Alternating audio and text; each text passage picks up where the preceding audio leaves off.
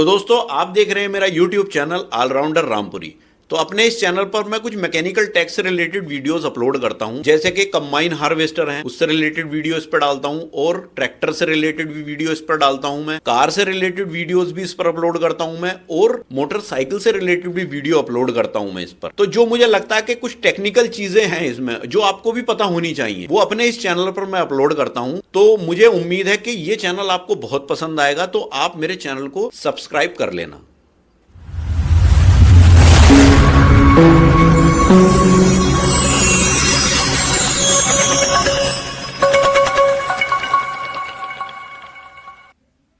तो दोस्तों आज की इस वीडियो में जो हम बात करने वाले हैं, देखिए वो भी कंबाइन हार्वेस्टर से रिलेटेड ही बात करने वाले हैं। तो आज की इस वीडियो में जो हम बात करेंगे वो कंबाइन हार्वेस्टर के थ्रेसिंग सिस्टम से रिलेटेड बात करेंगे। तो दोस्तों जैसे कि बहुत सारे भाइयों के कमेंट आते हैं और बहुत अलग अलग तरह की बातें जो है भाई कमेंट में पूछते हैं। जैसे कि कुछ भाई पूछते हैं कि भाई ये बताइए कंबाइन हार्वेस्टर में जो साइड में कचरा निकालती है वो अच्छी कंबाइन हार्वेस्टर है, या जो पीछे को जो मटेरियल निकालती है, कचरा निकालती है, वो अच्छी है? मतलब कौन सी बेस्ट होती है दोनों में से। और कुछ भाई जो है वो ये भी पूछते हैं कि भाई बड़ी कंबाइन हार्वेस्टर के थ्रेशर की जो चौड़ाई है वो कम क्यों है, और मिनी कंबाइन हार्वेस्टर के थ्रेशर की चौड़ाई बड़ी क्यों है। तो आज इस वीडियो में भाइयों के सारे डाउट्स क्लियर हो जाएंगे। तो दोस्तों वीडियो में सबसे पहले बात करेंगे कि थ्रेसिंग सिस्टम क्या होता है, ये कितने टाइप का होता है, जितने भी थ्रेसिंग सिस्टम होते हैं उनके अंदर क्या क्या सिस्टम होता है, और वीडियो के लास्ट में इसके एग्जाम्पल की भी बात करेंगे। मतलब एक उदाहरण के तौर पर मैं बताऊंगा कि किस कंबाइन हार्वेस्टर के अंदर कौन सा थ्रेसिंग सिस्टम है।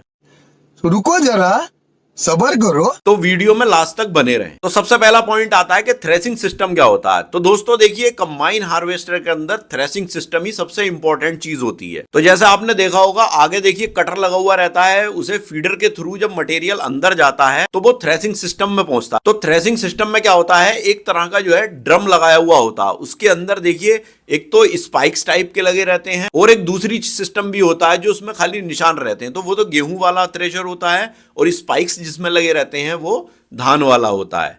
तो इससे रिलेटेड भी अगर आपको देखना है कि थ्रेशर कितने टाइप के होते हैं तो वो उसकी वीडियो मैंने डाल रखी है, गेहूं वाला कैसा होता है और धान वाला कैसा होता है। अरे कहना क्या चाहते हो? तो देखिए इस ड्रम का बेसिकली काम क्या होता है। ये ड्रम जो है इसे इंजन घुमाता है, कंबाइन हार्वेस्टर पे जो इंजन लगा हुआ रहता है वो घुमाता है, और ये जो है जो हमारी फसल अंदर जाती है उसकी झड़ाई कर करके उसके दाने को अलग करता है। जो बाल होती है उसमें से दाना निकालने का काम जो है ये थ्रेशर का ड्रम करता है। फिर वो दाना निकलने के बाद जब वो दाना उसमें से निकल जाता है ड्रम के जरिए, उसे काफी धुन दिया जाता है एक तरह से, तो वो दाना नीचे निकल करके गिर जाता है, वो सीप पे चला जाता है, बाकी मटेरियल जो है वो पीछे को चला जाता है, तो वो चीज वहां से अलग हो जाती है। तो यही थ्रेसिंग सिस्टम होता है। तो दोस्तों अगर आप किसी भी कंबाइन हार्वेस्टर की कीमत, उसका टेक्निकल स्पेसिफिकेशन और जो इसके जो पार्ट्स होते हैं, अगर आप उन्हें खरीदना या देखना चाहते हो तो एक वेबसाइट का लिंक मैंने डिस्क्रिप्शन में दे रखा है। ये इतनी बढ़िया वेबसाइट है, आपको सारे पार्ट्स के प्राइस भी देखने को मिल जाएंगे। आप कोई सा भी पार्ट्स इस पर देख सकते हो, कंबाइन हार्वेस्टर क्या और भी चीज होगा। तो ये इतनी अच्छी वेबसाइट है, आप उस पर क्लिक करके देख सकते हो। तो अब दूसरे पॉइंट पर बात कर लेते हैं कि इससे कितने टाइप्स का होता है थ्रेसिंग सिस्टम। तो देखिए बेसिकली थ्रेसिंग सिस्टम जो होता है वो दो टाइप्स का देखने को मिलता है। पहले नंबर पर तो है सिंपल थ्रेसिंग सिस्टम, और दूसरे नंबर पर है एक्सल फ्लो थ्रेसिंग सिस्टम। तो पहले वाले थ्रेसिंग सिस्टम की बात कर लेते हैं, सिंपल थ्रेसिंग सिस्टम की। तो सिंपल थ्रेसिंग सिस्टम के अंदर होता क्या है, देखिए तो जब कटर आगे जो है कटाई करता है फसल की, तो उसे काटने के बाद वो फीडर की तरफ को चला जाता है मटेरियल, फीडर में से होता हुआ वो थ्रेशर पे पहुंचता है। थ्रेशर पे जो है वहां पर उसका थ्रेशिंग होती है। थ्रेशिंग होने के बाद जो है दाना नीचे सीप पर गिर जाता है, और जो उसका स्ट्रा होता है वो स्ट्रा पीछे की साइड में को चला जाता है, जो स्ट्रा वाकर पे पहुंचता है। तो स्ट्रा वाकर में क्या होता है कि स्ट्रा वाकर में नीचे की साइड में उसमें एक तरह की जाली टाइप की बनी रहती हैं, तो उसमें भी जो दाना होता है स्ट्रा वाकर चलते रहते हैं, तो उस पर दाना हिल हिल कर जो भी कोई दाना बचा होता है स्ट्रो के अंदर वो स्ट्रा वाकर में से नीचे गिर करके सीप पे चला जाता है। और बाकी का जो मटेरियल, मोटा वाला जो मटेरियल होता है, दाने को छोड़ करके जो मटेरियल बाकी का बचता है उसे स्ट्रा वाकर पीछे को हिल हिल के निकाल करके पीछे गिरा देता है। तो ये तो सिंपल थ्रेसिंग सिस्टम के अंदर होता है, जो मोस्टली कंबाइन हार्वेस्टर इसी थ्रेसिंग सिस्टम पर काम करती है।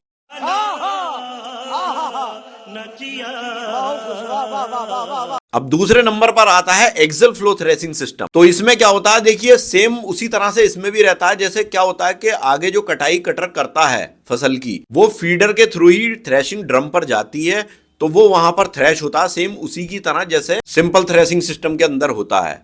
वहां से क्या है, कुछ दाना तो वहां निकल जाता है, बाकी का जो बचा हुआ दाना होता है जैसे उसमें स्ट्रा वाकर से उसको अलग किया जाता है। इसमें क्या है, इसमें एक एक्सेल टाइप का लगा रहता है। एक्सेल के अंदर ऐसा होता है जैसे किसी पेज के अंदर चूड़ी होती हैं, इस तरह से उसमें वो बना हुआ रहता है।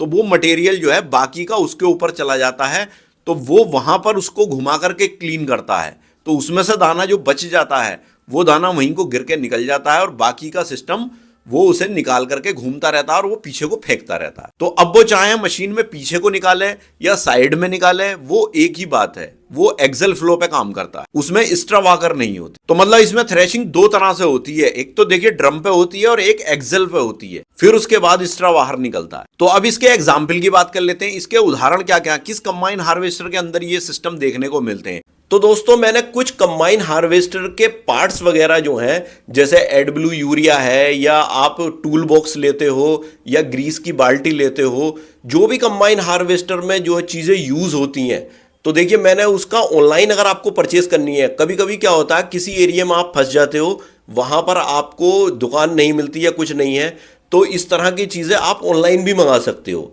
तो मैंने कुछ अमेजन से ये चीज़ें आप खरीद सकते हो, मैंने उसके लिंक जो है डिस्क्रिप्शन में दे रखे हैं, आप वहां से क्लिक करके खरीद सकते हो। देखिए सबसे पहले मैं मिनी कंबाइन हार्वेस्टर में आपको बता दूं, प्रीत 849 कंबाइन हार्वेस्टर जो है उसके अंदर आपको सिंपल थ्रेसिंग सिस्टम देखने को मिलता है, क्योंकि इसके अंदर एक्स्ट्रा वाकर होते हैं, तो ये सिंपल थ्रेसिंग सिस्टम पे काम करती है। इसी तरह से पनेसर G60 कंबाइन हार्वेस्टर जो है, जो मिनी कंबाइन हार्वेस्टर है, उसके अंदर आपको एक्सेल फ्लो थ्रेसिंग सिस्टम देखने को मिलेगा, उसके अंदर एक्स्ट्रा वाकर आपको देखने को नहीं मिलेंगे। ये combine harvester axial flow threshing system पर काम करती है। तो दोस्तों फाइनली अब बात कर लेते हैं कि कौन सा थ्रेसिंग सिस्टम सबसे अच्छा होता है। रुको जरा, सबर करो। तो देखिए जो एक्सेल फ्लो थ्रेसिंग सिस्टम है वो बेस्ट थ्रेसिंग सिस्टम है, क्योंकि उसमें स्ट्रा को कई जगह पे थ्रेश किया जाता है। सिंपल थ्रेसिंग सिस्टम में जो है सिर्फ स्ट्रा वाकर उस स्ट्रा को हिला करके ही दाने को निकालते हैं, लेकिन एक्सेल फ्लो थ्रेसिंग सिस्टम के अंदर दो जगह पर उसको सही से रगड़ करके निकाला जाता है। तो देखिए दाना फेंकने की शिकायत जो है वो एक्सेल फ्लो सिस्टम के अंदर कम रहती है।